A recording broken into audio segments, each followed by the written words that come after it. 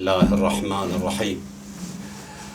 قابل احترام برادران اور خواہران کی خدمت میں دعا و سلام عرض کرنے کے بعد کل کی گفتگو کا خلاصہ یہ ہوا تھا کہ پروردگار عالم نے انسان کو جہنمی خلق نہیں فرمایا ہے، بلکہ انسان اپنے اختیار اور اپنی مرضی سے، اپنے ارادے سے قدم بے قدم، یعنی شیطان کے نقش قدم پہ چلتے ہوئے آہستہ آہستہ یہ انسان جہنمی بن جاتا ہے۔ تو جہنمی بننے کا طریقہ کار بھی بتا دیا اور جہنمیوں کی علامتیں بھی ہم نے بتا دی، اور اس سے نجات پانے کے لیے توبہ اور اس کا طریقہ بھی ہم نے بتا دیا۔ آج آپ کی خدمت میں دنیا میں ہی خلود فی النار کی راہ سے نکلنے کا، یعنی اس مہلکے سے، اس تباہی سے نکلنے کا طریقہ کار کیا ہے، ٹھیک ہے؟ جیسے کل کہا تھا ہم نے، شیطان کے نقش قدم پر چلنے سے قدم بہ قدم آہستہ آہستہ انسان تباہ ہو جاتا ہے اور انسان جہنمی ہو جاتا ہے، اور انسان ہمیشہ اور ہمیشہ کے لیے جہنمی ہو جاتا ہے۔ تو آج سوال یہ ہے کہ اس مہلکے سے، اس تباہی سے نجات پانے کا طریقہ اور راستہ کیا ہے؟ تو جس طرح کل ہم نے کہا تھا، آج سب سے پہلے یہ ہے، سب سے پہلے ہمیں کیا کرنا پڑے گا؟ بری صفات والوں کو، جو برے لوگ ہیں ان کو جھٹلانا پڑے گا۔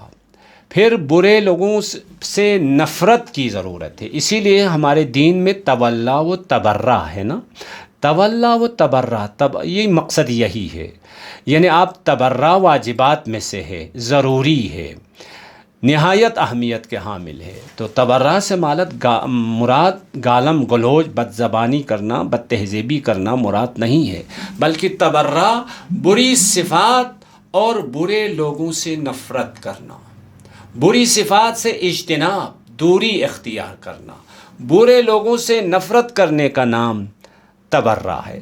پھر اگلا قدم برے لوگوں سے دشمنی، پھر برائیوں سے نفرت، برائیوں سے دشمنی، پھر اگلا قدم برائیوں سے نفرت کرنے کے بعد اچھے لوگوں سے ہمراہی، پھر اگلا قدم اچھے لوگوں کی حمایت، پھر اچھے لوگوں سے دوستی، پھر اچھائیوں سے محبت، اچھے کام کرنا، پھر فضیلتوں کی عادت، پھر فضائل سے لطف اندوز ہونا، اور ہمیشہ ہمیشہ کے لیے جنتی اور بہشتی ہونا۔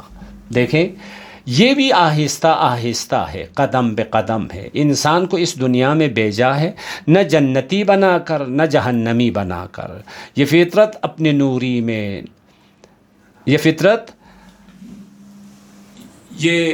یہ خاکی اپنے فطرت میں نہ نوری ہے نہ ناری ہے۔ علامہ اقبال یہ کہتے ہیں نا، یہ خاکی اپنی فطرت میں نہ نوری ہے نہ ناری ہے، یعنی یہ نوری بھی بن سکتا ہے، ناری بھی بن سکتا ہے۔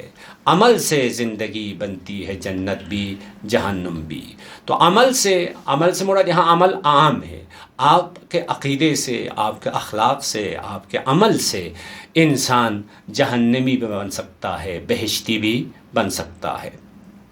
دنیا میں انسان کو مبعوث ہی اسی لیے کیا ہے، نہ انسان کو خدا نے جنتی بنا کر بھیجا ہے نہ جہنمی بنا کر بھیجا ہے۔ اس دنیا میں انسان نے اپنے آپ کو بہشتی یا جہنمی بنانا ہے۔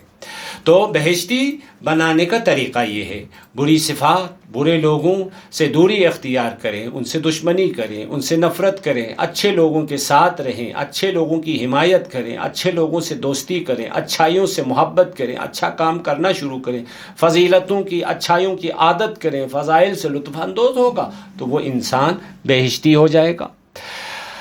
تو اسی طرح جس طرح کل ہم نے کہا تھا اہل جہنم کی نشانیاں، تو نجات حاصل کرنے والوں کی بھی کچھ نشانیاں ہیں۔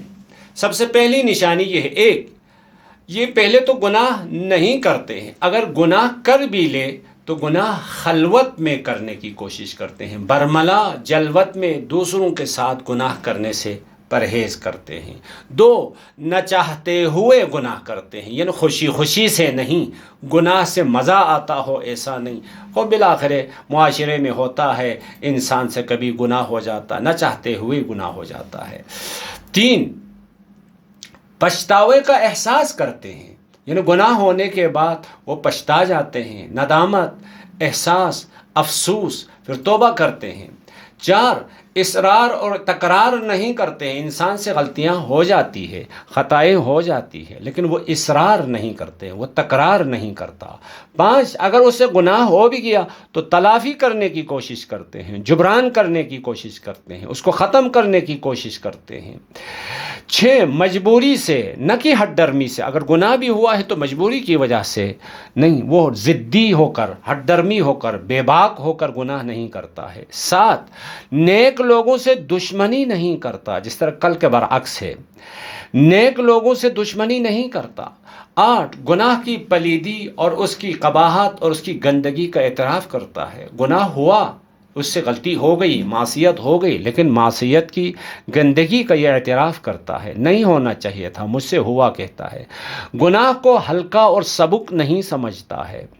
10، دوسروں کو گناہ کی طرف راغب نہیں کرتا۔ خود سے گناہ ہو گیا ہے لیکن دوسروں کو گناہ کی طرف دعوت، دوسروں کے گناہ کے لیے زمینہ فراہم نہیں کرتا ہے، ان کو تشویق نہیں کرتا ہے، ان کو ترغیب نہیں کرتا ہے، ان کو نہیں اکساتا ہے گناہ کرنے کے لیے۔ یہ اہل جنت کی نشانیوں میں سے ہے۔ طاغوت کی حاکمیت کو نہیں مانتا ہے۔ 12، اجتماعی گناہ انجام نہیں دیتا۔ فردی طور پر گناہ ہو گیا لیکن اجتماعی گناہ سے بہت ہی اجتناب کرتے ہیں، اگر ہو بھی جائے تو پشیمان ہو جاتا ہے۔ 14، اس کے بعد سیاسی اہداف کے لیے گناہ نہیں کرتا، یعنی اسلامی نظام کو نقصان پہنچانے کے لیے گناہ نہیں کرتا ہے، اسلامی اقدار کو کمزور کرنے کے لیے، اسلامی نظام کو تضعیف کرنے کے لیے، اسلامی نظام کو کمزور کرنے کے لیے گناہ نہیں کرتا ہے، بغیر کسی طغیان اور طاقت کے استعمال کے۔ یہ گناہ ہوا ہے تو وہ طغیانی کی وجہ سے، ہٹ ڈرمی کی وجہ سے، بے باکی کی وجہ سے نہیں، بلکہ انسانی معاشرے میں رہتا ہے، اس سے غلطیاں ہو جاتی ہے۔ 16، دشمنوں کو نقصان پہنچانے کا موقع فراہم نہیں کرتا ہے، یعنی دشمن کا آلہ کار نہیں بنتا ہے، دشمن کے لیے جاسوسی نہیں کرتا ہے، دشمن کے فائدے میں کام نہیں کرتا ہے۔ 17، دینی تعلیمات پر جتنا ہو سکے وہ عمل کرتا ہے۔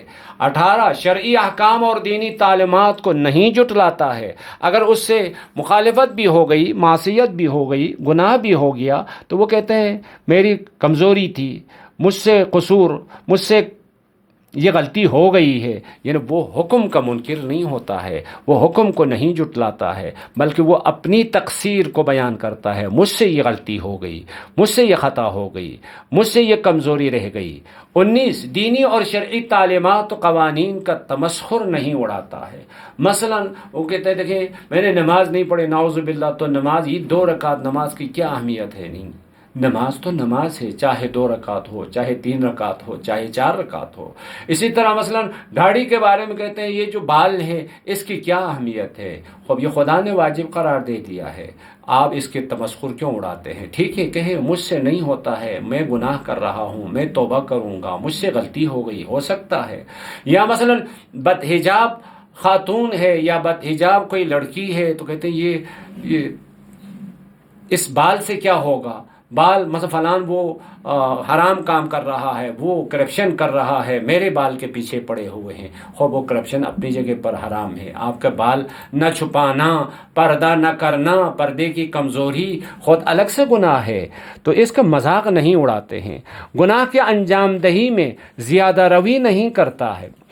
21، لوگوں مقدس مقامات اور اوقات کا احترام کرتے ہیں، گناہ گار ہی صحیح، لیکن ماہ مبارک رمضان ہے اس کا احترام کرتے ہیں، ماہ مبارک محرم ہے اس کا احترام کرتے ہیں، حرم ہے، مسجد ہے، امام بارگاہ ہے، لوگ ہے، ان کا احترام کرتے ہیں، علماء ہے ان کا احترام کرتے ہیں، سادات ہے، شخصیات ہے ان کا احترام کرتے ہیں۔ گناہ کی غلط توجیہ نہیں کرتا ہے، یہ اہل جنت کی علامتوں میں سے 22ویں علامت یہ ہے۔ بہت سارے لوگ گناہ کی بے جا توجیہ کرتے ہیں، ہم سے گناہ ہو گیا ہے، غلطی ہو گئی ہے، معصیت ہو گئی ہے، خطا ہو گئی ہے، ہاں یہاں اس پہ کیا کرنا چاہیے؟ توبہ کرنی چاہیے، انابہ کرنا چاہیے، بجائے اس کی میں نے یہ گناہ کیا، فلانی وہ گناہ کر رہا ہے۔ فلانی کا گناہ کرنے سے آپ کا گناہ صحیح تو نہیں ہوتا ہے۔ ہاں اس سے بڑے بڑے کرپشن کرتے ہیں، اور بڑے بڑے کرپشن کرنے سے میرا حرام جائز میں تبدیل تو نہیں ہوتا ہے۔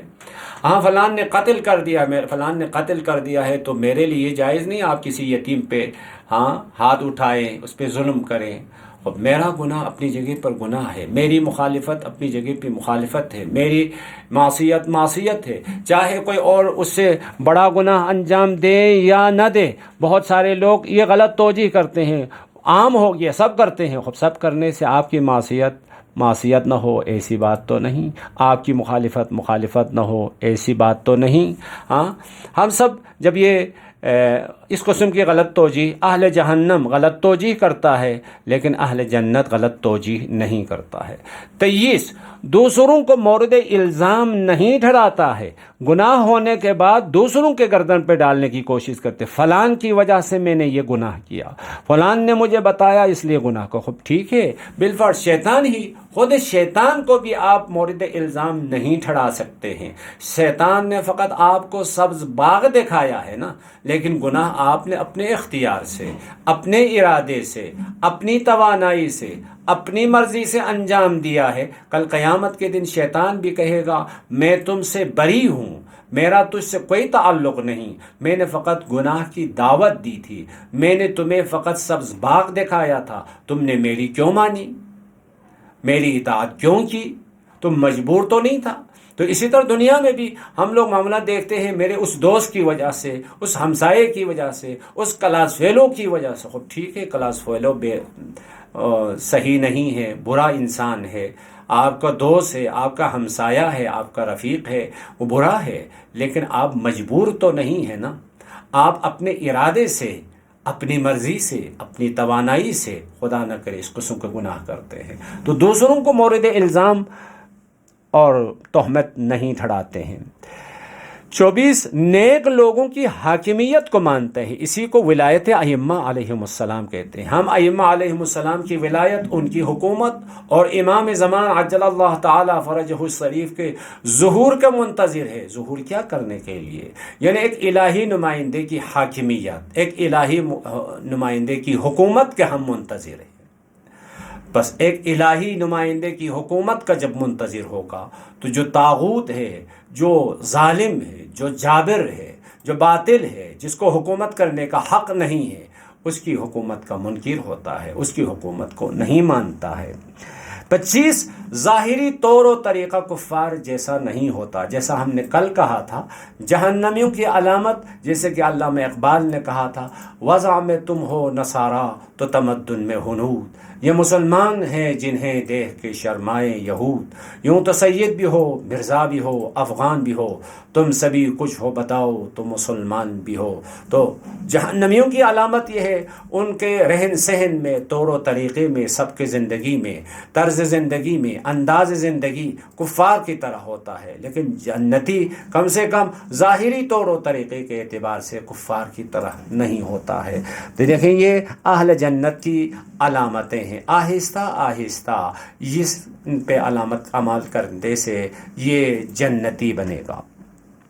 یہاں معمولاً ہمارے جوانوں کے ذہن میں ایک سوال آتا ہے، وہ یہ ہے، ٹھیک ہے اب تک آپ نے جو گفتگو کی تقریباً 15-16 دن، اس کا خلاصہ یہ ہوا کہ خدا رحمان و رحیم ہے، خدا کی رحمت کی کوئی انتہا نہیں ہے، اس انسان کو اپنی لامتناہی رحمتوں اور نعمتوں سے نوازنے کے لیے بنایا، ہم نے مان لیا۔ لیکن گناہ کے مقابل میں بہت سارے لوگوں سے آپ نے سنا بھی ہوگا اور آپ کے ذہن میں بھی شاید آیا ہوگا، ہم ایک گناہ کرتے ہیں، ہاں ہم سے غلطی ہو گئی تو خدا ارحم الراحمین ہے، خدا ہمیں کوئی سزا نہیں دے گا۔ کبھی کبھار یہ کرتے ہیں نا، ٹھیک ہے اس سے یہ غلطی ہو گئی ہے، مجھ سے یہ غلطی ہو گئی، لیکن خدا ارحم الراحمین ہے۔ ٹھیک ہے، خدا ارحم الراحمین ہونے میں کوئی شک نہیں، لیکن خدا کی رحمت بے نہایت ہے، اس میں کوئی شک نہیں۔ ہاں تو اصل بات غور کرنے کی ضرورت ہے، یہ تمام عذاب اور جہنم اور سزا رحمت کی وجہ سے ہی ہے۔ اگر خدا رحمان نہ ہوتا تو انسان آلودہ کو آلودگی کی حالت میں باقی چھوڑ دیتا، یعنی اس مہربان ماں کی طرح ہے۔ آواز آ رہی ہے؟ آواز آ رہی ہے؟ اس مہربان ماں کی طرح ہے جو اپنے آلودہ بچے کی دھلائی کرتی ہے۔ بس یا من سبقت رحمتہ غضبہ، جیسے ہم نے جہنم کے بارے میں کہا تھا، خود جہنم بھی رحمت کی وجہ سے ہے۔ تو لہذا یہ بات غلط ہے، یعنی خدا ارحم الراحمین ہے، بس عذاب نہیں کرے گا۔ خدا نے یہ عذاب کا جو سسٹم بنایا ہے، یہ قانون بنایا ہے، وہ ارحم الراحمین ہونے کی وجہ سے ہی ہے۔ نہ نعوذ باللہ خدا جذبات میں آ کے انتقام لینے کے لیے ایسا رکھا ہو، ایسا نہیں ہے۔ بس یہاں پہ کیا ہونا چاہیے؟ بس بغیر عمل کے، بعض لوگ یہ سوچتے ہیں کہ خدا ارحم الراحمین ہے، ہمیں کوئی عمل کی ضرورت نہیں ہے، بس ہم کام کرتے رہیں، خدا خود معاف کر دے گا۔ بغیر عمل کے نجات کی جھوٹی امید کا خطرہ، بہت سارے لوگ عمل نہیں کرتے، ویسے نجات کی امید رکھتے ہیں۔ تو اس کے خطرات میں سے چند ایک آپ کی خدمت میں۔ ایک، ممکن ہے ہم گناہوں سے پاک نہ ہو اور ہمیشہ کے لیے جہنمی ہوں گے۔ مثلا آپ گناہ کرتے رہیں اور کہاں پتہ چلے گا بعد میں آپ پاک ہو جائیں گے، مثلا خدا آپ کو معاف کر دے۔ اصل شفاعت، توبہ، خدا کے رحمات، ان سب چیزوں میں یہی مشترک جواب ہے۔ مثلا ٹھیک ہے، گناہ تو ہو گیا نا، مجھ سے غلطی ہو گئی، میں نے معصیت کر لی، اب توبہ کی توفیق ہوگی یا نہیں ہوگی مجھے کیا پتہ، مجھے شفاعت ملے گی یا نہیں ملے گی مجھے کیا پتہ، کیونکہ شفاعت کرنے والوں کا اختیار ہے، میرے اختیار میں نہیں۔ اسی طرح خدا کے رحمت کی وجہ سے میرا گناہ خدا معاف کر دے گا یا نہیں کوئی معلوم نہیں، ممکن ہے خدا معاف کر دے، ممکن ہے گناہ معاف نہ کر دے۔ اس کی مثال یوں ہے، مثلا ایک انسان کے محلے میں یا اس کا کوئی کزن بہت ہی ماہر اسپیشلسٹ ڈاکٹر ہے، جو بھی بیمار آتا ہے وہ اس کا علاج کرتا ہے۔ تو اس ڈاکٹر پر امید کرتے ہوئے کوئی انسان زہر کھا لے اور وہ یہ کہے میں زہر کھا لوں گا اور ڈاکٹر صاحب میرا علاج کر دے گا۔ خب زہر کھا لے، بعد میں ڈاکٹر اگر اس کا علاج نہ کرے تو آپ کیا کریں گے؟ کیونکہ علاج کرنا یا نہ کرنا ڈاکٹر کا اختیار ہے، اس کی مرضی ہے۔ اسی طرح شفاعت کرنا یا نہ کرنا شافعین کا اختیار ہے، ان کی مرضی ہے۔ رحمت کی وجہ سے، خدا رحمت کی وجہ سے معاف کرنا اور نہ کرنا خدا کا اختیار ہے، ہمارے اختیار میں تو نہیں ہے نا۔ تو یہاں پہ وہی غلط فہمی کہیں یا شیطانی وسوسہ کہیں، ہمارے ائمہ ہدی علیہم السلام ہے، ٹھیک ہے، ان کو شفاعت کا اختیار ہے، اس میں کوئی شک نہیں، لیکن امام صادق آپ کی ہی شفاعت کریں گے، آپ گارنٹی دے سکتے ہیں؟ کوئی معلوم نہیں، کیونکہ امام مجبور تو نہیں ہے نا، امام اپنے معیارات کے مطابق کل لوگوں کی شفاعت کریں گے۔ ہر کس و ناکس کی شفاعت کرنا امام کے لیے کوئی ضروری تو نہیں ہے۔ جس سے وہی ڈاکٹر والی مثال ہے، ڈاکٹر اپنے ثواب دید کے مطابق، اپنے معیارات کے مطابق بیماروں کا علاج کرتا ہے۔ ہر وہ بیمار جو اس کے پاس آ جائے اس کا علاج کرے، وہ کوئی ضروری تو نہیں۔ ممکن وہ کہیں میں آپ کے علاج نہیں کروں گا، میرے معیار کے مطابق تم اترتے نہیں ہو، یہ ہو سکتا ہے۔ اسی لیے سورہ بقرہ آیت نمبر 39 میں ارشاد ہوتا ہے اولئک اصحاب النار ہم فیہا خالدون، یعنی بعض انسان اس غلط فہمی کی وجہ سے گناہ کرتا ہے، آخر میں کیا ہو جاتا ہے؟ ہم فیہا خالدون، ہمیشگی کے لیے جہنمی بن جاتے ہیں۔ جیسے قرآن میں ارشاد ہوا تھا لا تتبعوا خطوات الشیطان، شیطان کے نقش قدم پر مت چلو۔ اب شیطان کے نقش قدم پر چلا تو عاقبت اس کی جہنم ہے۔ 2، بالفرض اگر آپ کو نجات بھی مل گئی تو تطہیر اور پاکی کا عمل نہایت سخت اور درد آور ہوگا۔ جیسے ہم نے کپڑے کی مثال دی، ایک کپڑا تھوڑا سا میلا ہوا ہے، اس کو دھونے کا طریقہ کار، دوسرا کپڑا بہت زیادہ میلا ہوا ہے، اس کو دھونے کا طریقہ کار الگ ہوتا ہے۔ تو اسی طرح گناہ جتنا زیادہ ہوگا اسی حساب سے تطہیر کا عمل بھی، پاکیزہ کرنے کا عمل بھی بہت سخت ہوگا۔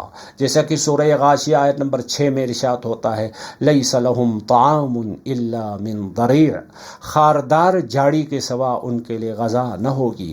جہنم میں ان کے لیے جو غذا ہوگی وہ کانٹے کھانا پڑے تو کتنی مشکل ہے۔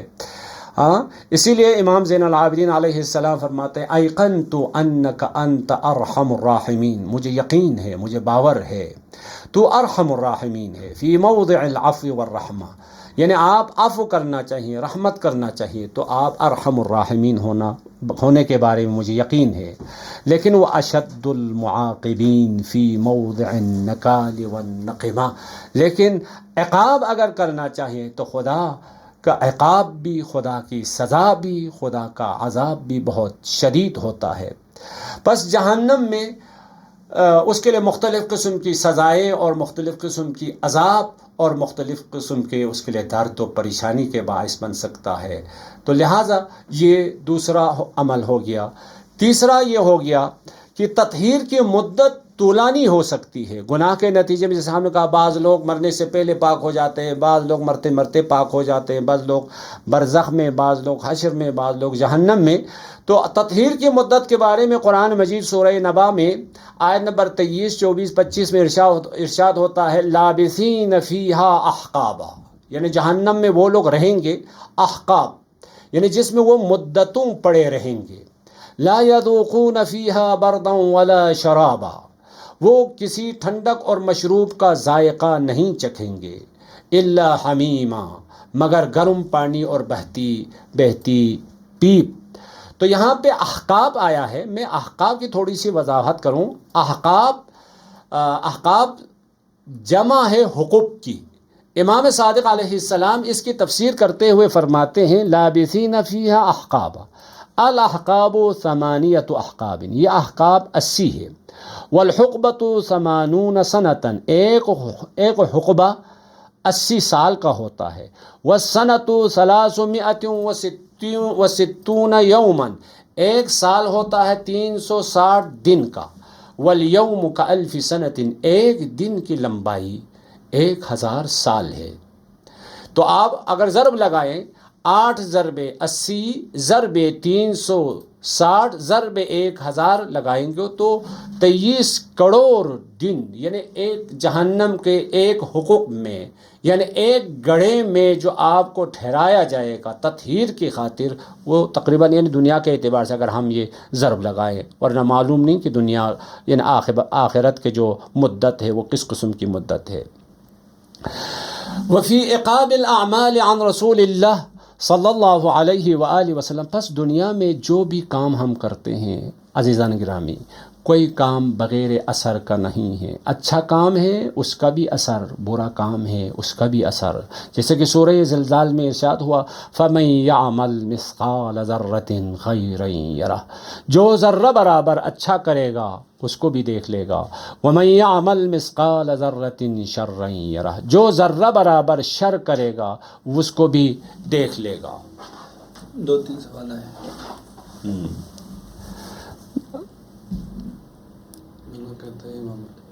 محبت کافی ہے کیا؟ 1-2 سوال ہے۔ کچھ لوگ کہتے ہیں علی کی محبت کافی ہے نماز روزہ میں۔ ہاں، یہ کاملاً اشتباہ ہے۔ دیکھیں محبت ہوتی کیا ہے، اصلاً محبت کیا ہوتی ہے؟ کبھی سوچا ہے محبت کیا ہوتی ہے؟ اصلاً ائمہ سے محبت کرو کہا ہے، کیوں کہا ہے؟ فلسفہ محبت کیا ہو سکتا ہے؟ کسی خواہر نے سوال کیا تو اس سوال کا جواب دے رہا ہوں۔ محبت، ہماری محبت کرنے سے ائمہ کو ذرہ برابر کا فائدہ نہیں ہے۔ فائدہ کس کو ہو رہا ہے؟ ہمیں کیا فائدہ ہو رہا ہے؟ دیکھیں یہ محبت کی حقیقت کا تقاضا ہی یہی ہے، آپ جس سے محبت کریں گے اس سے قریب ہونے کی کوشش کریں گے۔ یہ محبت ایک قسم کے مغناطیس ہے، جس سے آپ محبت کریں گے یہ محبت آپ کو اس کی طرف کھینچ کے لے کے جائے گی، یہ محبت آپ کو اس کی شبیہ بنا دے گی۔ بس آپ بچے سے محبت کرتے ہیں تو بچے سے قریب ہونے کی کوشش کرتے ہیں، بچہ جن جن چیزوں سے خوش ہوتا ہے وہ کام کرنے کی کوشش کرتا ہے نا۔ مثلا بچہ اگر کہیں مثلا مجھے یہ آواز نکالیں، فلان حیوان کی طرح آپ چلیں، آپ مجھے کاندھے پہ اٹھائیں، تو ہم سب کچھ کرنے کے لیے تیار ہو جاتے ہیں۔ کیوں؟ بچے کی محبت کا تقاضا یہ ہے۔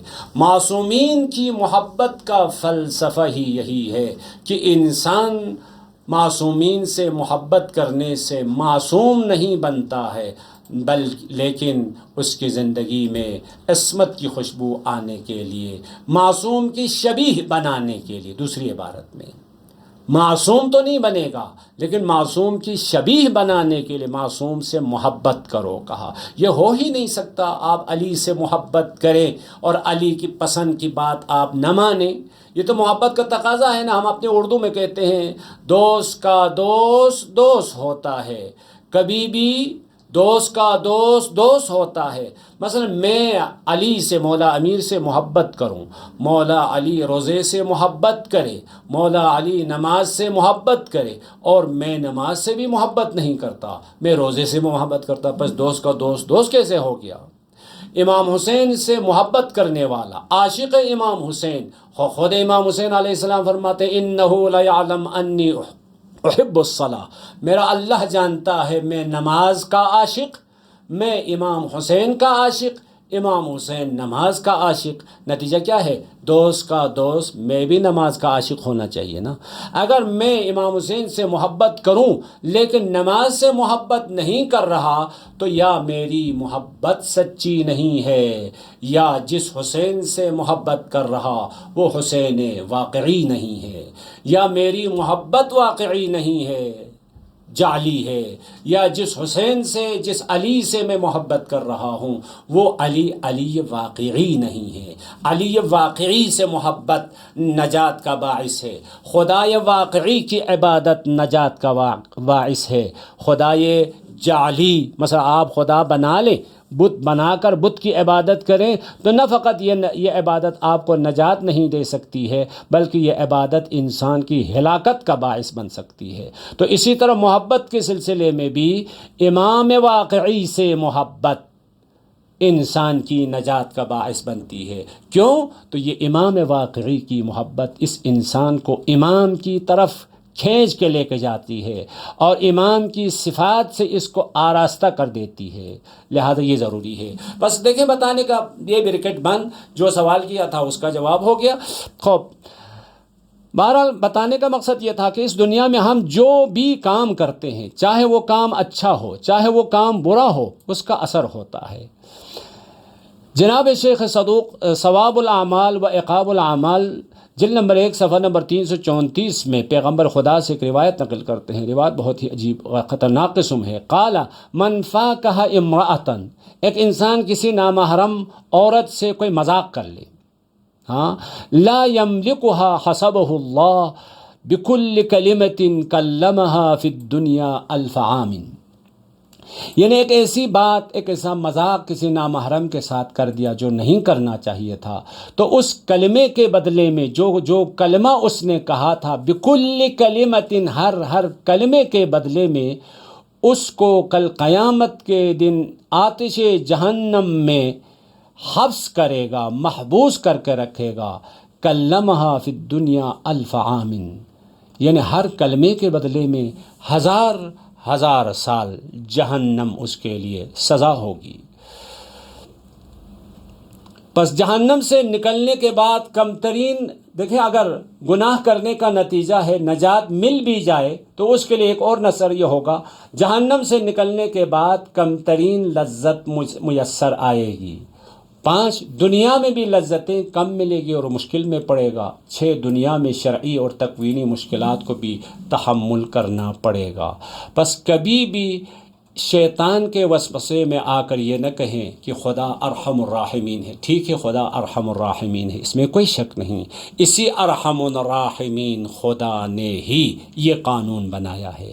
یہ سنت کس کی ہے؟ ہماری بنائی ہوئی نہیں ہے نا، خود خدا کی بنائی ہوئی ہے۔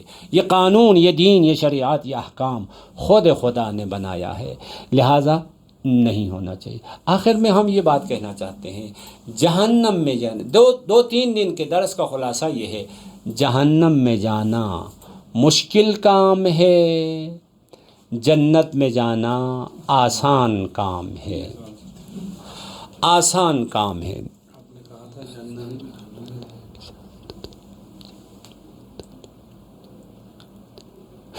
ہم نے فقط عمل نہیں کہا تھا، ہم نے کہا تھا عقیدہ، کل پرسوں آج تینوں ہم نے تکرار کیا تھا، عمل عام ہے، یہاں عمل جوارحی بھی ہو سکتا ہے، عمل جوانحی بھی ہو سکتا ہے۔ عمل جوارحی یعنی اعضاء و جوارح سے ہم جو عمل کرتے ہیں، عمل جوانحی یعنی آپ کا عقیدہ، آپ کا اخلاق، یہ تین چیزیں۔ آپ کا عقیدہ بھی ٹھیک ہونا چاہیے، آپ کا اخلاق بھی اخلاق حسنہ ہونا چاہیے، آپ کا عمل بھی عمل صالح ہونا چاہیے۔ کل بھی کسی برادر نے سوال کیا تھا، اس کا جواب ہم نے دیا تھا۔ خلاصہ بحث جانے کا راستہ آسان ہے، بحث جانا کام آسان ہے چونکہ فطری ہے۔ اگر سخت بھی ہو پھر بھی لذت بے نہایت کو درک کرنے کی وجہ سے انگیزہ اور محرک قوی ہوتا ہے، لذا راستہ آسان۔ لیکن جہنم جانا یہ ایک لحاظ سے دیکھیں بہت مشکل کام ہے، کیونکہ جہنم جانے کے لیے انسان کی فطرت کی مخالفت کرنی پڑتی ہے۔ فطرت کی مخالفت کرنا، اسی لیے قرآن نے اس حقیقت کو کتنی خوبصورت طریقے سے بیان کیا ہے، لہا ما کسبت وعلیہا مکتسبت۔ ہاں، لہا ما کسبت یعنی جنت میں جانے کے لیے کام کے لیے کسبہ کا استعمال کیا ہے، علیہا کے لیے اکتسبہ کہا ہے۔ جو ذوق ادبی ذوق رکھتے ہیں وہ زیادہ جانتے ہیں، اکتسبہ میں مبالغہ ہے، یعنی انحراف کے لیے زیادہ محنت کی ضرورت ہے، یعنی زیادہ محنت یعنی اپنی فطرت کی مخالفت کرنے کی ضرورت ہے۔ فطرت کی مخالفت کرنا کوئی آسان کام نہیں ہے۔ آپ بچے کو دیکھیں، آپ کا چھوٹا بچہ ہے، آپ تجربہ کر لیں، آپ کا چھوٹا بچہ ہے، بچے کی فطرت کیا ہے؟ سچ بولنا ہے۔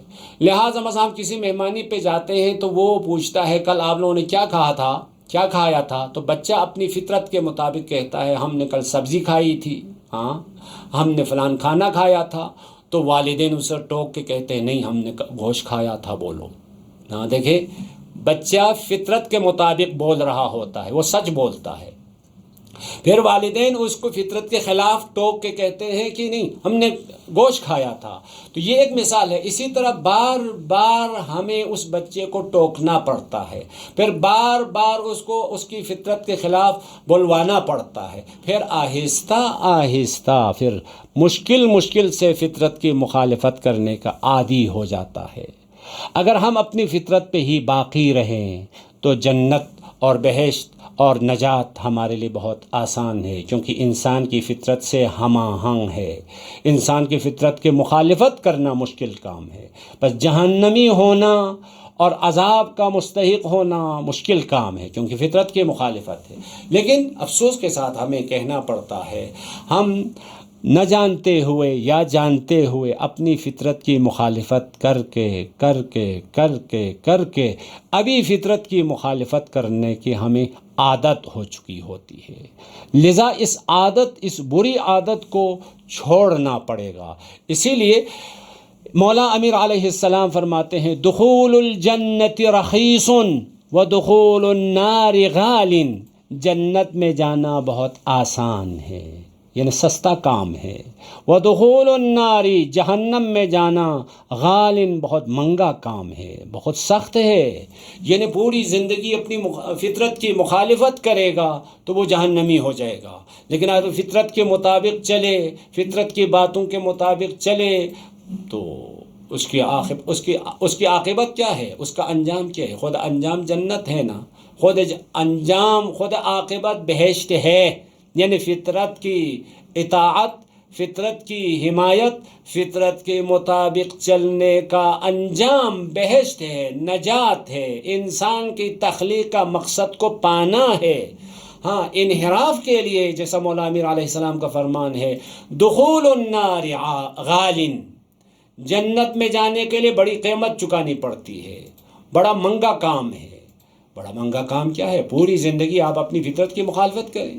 اپنی فطرت کی مخالفت کرنا کوئی آسان کام تو نہیں، جیسے ہم نے بچے کی مثال دی، بچے کو بار بار ٹوکنا پڑتا ہے، نہیں جھوٹ بولو جھوٹ بولو، بچہ سچ بولنے کی کوشش کرتا ہے، ہم کہتے ہیں جھوٹ بولو جھوٹ بولو جھوٹ بولو جھوٹ بولو، گھر میں والدین کہتے ہیں جھوٹ بولو، اسکول میں ٹیچر کہتا ہے جھوٹ بولو، معاشرے میں لوگ کہتے ہیں جھوٹ بولو، سب کہتے ہیں جھوٹ بولو جھوٹ بولو۔ ہاں، غلط کام پہ اکسا کے اس کو غلط کام پہ لگا کے آخر میں فطرت کی مخالفت کرنے کی جب عادت ہو جاتی ہے، پھر اس کے بعد جھوٹ بولنا، غلط کام کرنا اس کے لیے آسان ہوتا ہے، ورنہ غلط کام کرنا کوئی آسان نہیں ہے۔ ہاں، خدا نے سزائیں بھی بنا کے رکھی ہے، اور ائمہ خدا کی ناراضگی بھی ہے، خدا کی ناراضگی بھی ہے، یہ سب کچھ ہے۔ تو جنت میں جانا آسان کام ہے، جہنم میں جانا مشکل کام ہے، لیکن ہم افسوس کے ساتھ کہنا پڑتا ہے ہم مشکل کام کو آسان بنا لیتے ہیں، آسان کام کو مشکل بنا لیتے ہیں۔ تو یہ ماہ مبارکہ رمضان بھی اسی طرح کا ایک مہینہ ہے۔ دیکھو یہ مہینہ آ کے گزر جاتا ہے نا، یہ مہینہ انسانوں کو بہشتی بنانے کے لیے خدا نے بنایا ہے۔ اس مہینے کی عظمت اور اس مہینے کی برکتوں کا واسطہ پروردگارہ ہمیں ہمیشہ اور ہمیشہ آپ کی اطاعت کرنے کی توفیق عطا فرما۔ السلام علیکم ورحمۃ اللہ وبرکاتہ۔